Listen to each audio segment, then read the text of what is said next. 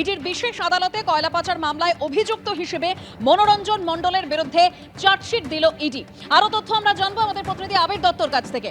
আবির, দেখো, এই যে চার্জশিট দেওয়া হয়েছে, এই যে চার্জশিট মূলত কয়লা পাচারের যে মামলা তদন্ত ইডি করছে, সেই তদন্তেই কিন্তু তার বিরুদ্ধে এই চার্জশিট দেওয়া হয়েছে। এবং যেটা জানা যাচ্ছে যে তার বিরুদ্ধে কিন্তু টাকা নেওয়ার যে অভিযোগ, সেগুলো কিন্তু বিভিন্ন তথ্য প্রমাণ দিয়ে এনফোর্সমেন্ট ডিরেক্টরেটের তরফ থেকে কিন্তু সেটা জানানো হয়েছে আদালতে। এবং 18ই জুন তাকে ইডি গ্রেপ্তার করেছিল। এরপর তাকে বিভিন্ন তথ্য প্রমাণ সংগ্রহ করে তারা যেটা জানতে পারেন যে প্রোটেকশন মানি নিয়ে তিনি সরাসরি কয়লা পাচারের সিন্ডিকেটের সঙ্গে যুক্ত।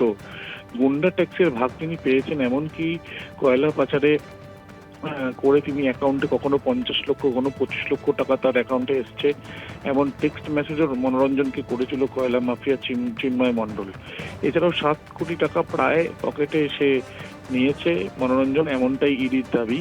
1,35,00,000 টাকা হাওয়ালার মাধ্যমে দিল্লিতেও পাঠিয়েছে বা তাকে পাঠাতে বলা হয় এবং তার পরবর্তীকালে প্রসিডিংস হয়। এই বিষয়গুলো কিন্তু তদন্তকারীরা তদন্তে উঠে এসে এবং তারা সেগুলো জানিয়েছেন। সরকারি টেন্ডারে প্রায় 15% শেয়ার চেয়েছিলেন চিন্ময় মণ্ডলের কাছ থেকে। নিজের স্ত্রীর অ্যাকাউন্টেও টাকা জমা দেওয়া হয়েছিল, ফ্ল্যাট বুক করতে বলা হয়েছিল।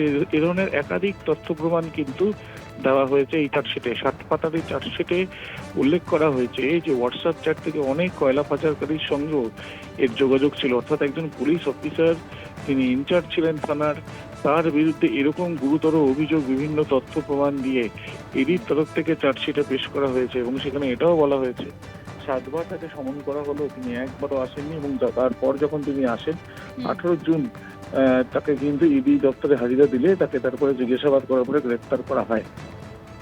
ধন্যবাদ আবির। আর সব্যসাচী দত্তর ফ্ল্যাটে সোনা উদ্ধার কাণ্ডে এবার অভিযোগকারীকে তলব করা হলো। অভিযোগকারী মধুসূদন চক্রবর্তী ইডি দপ্তরে তিনি যান। বেশ কিছু তথ্য প্রমাণ, অডিও ও ভিডিও রেকর্ডিং নিয়ে ইডি দপ্তরে যান অভিযোগকারী মধুসূদন চক্রবর্তী।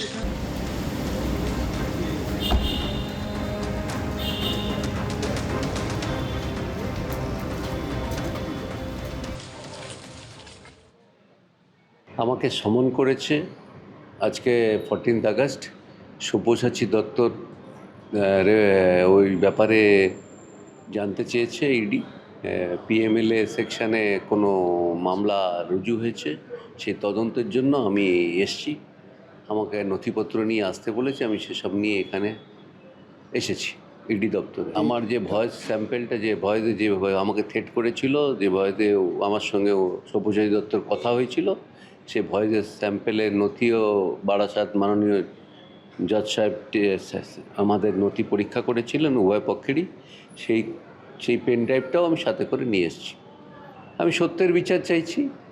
যে আমার ওপরে টর্চার করেছিল আগের সরকার, সেটাকে কোনো পাত্তা দেয়নি।